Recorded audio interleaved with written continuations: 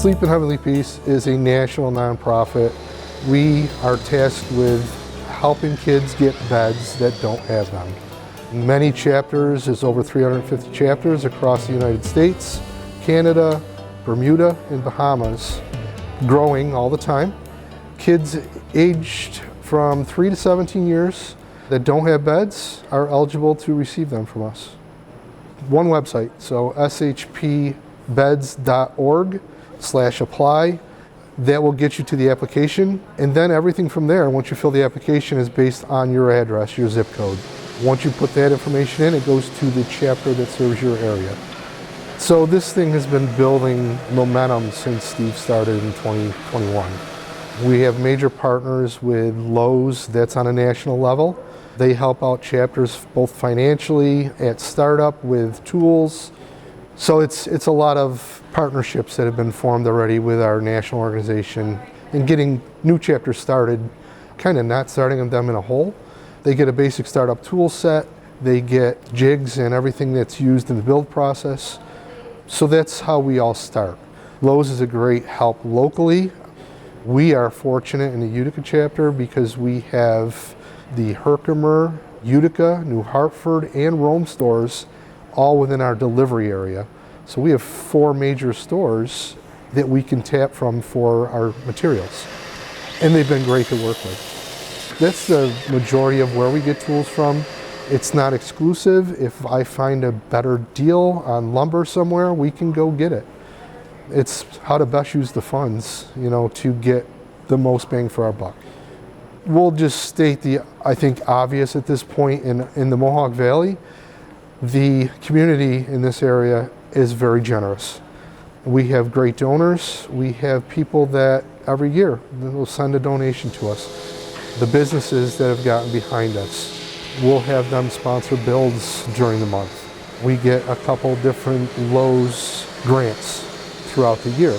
With those funds, we're buying lumber, mattresses, tools, whatever it takes to build these beds.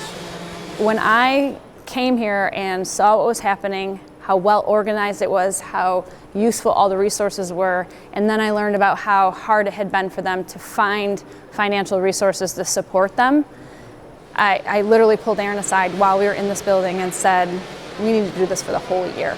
Forget 1 month, let's do it for a whole year, and then let's use our resources to connect a bunch of other businesses to help them along the way. So let's just double our effort by calling out some of the people I know and getting them involved. But I had never heard of it before then.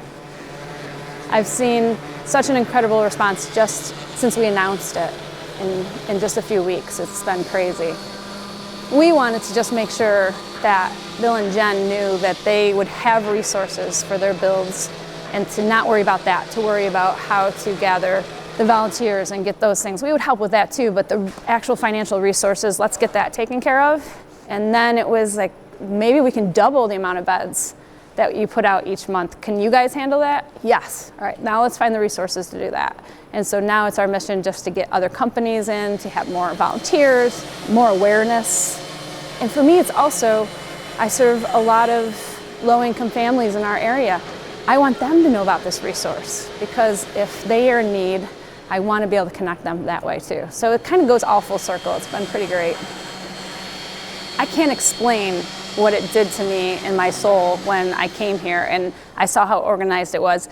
My employees had their kids here, and the kids were helping to build these beds, and they were asking questions. Why do we have people in our community that don't have beds, Mom? Why is that happening? And I don't know the answer to that either, but all I know is like now I have a resource and I have a community partner that I can help fix some of this. We can't fix the world, but this is helping so many people. I think it's gonna create altruism across the board with kids and employees and the community, and it is by far the best thing that we have invested in the community because of the direct impact that not only do I know is happening, but I can see it, I can feel it, my employees feel it. I can't explain it, and you have to come and actually experience it, and then you'll know. You don't need to know anything about carpentry, nothing of the sort. You'll work with our build crew that are trained in our process, They'll teach you how to safely use the tools that we are using, all very basic tools, hand sanders, drills, screw guns, things of that nature.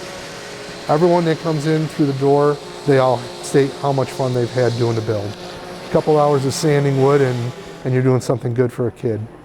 To become a volunteer, we do have a volunteer management software that all chapters use. It's called Golden Volunteer. Website is www.goldenvolunteer.com. And that's how you register to see the events that we host, such as builds or deliveries, and you can view them and sign up for them online.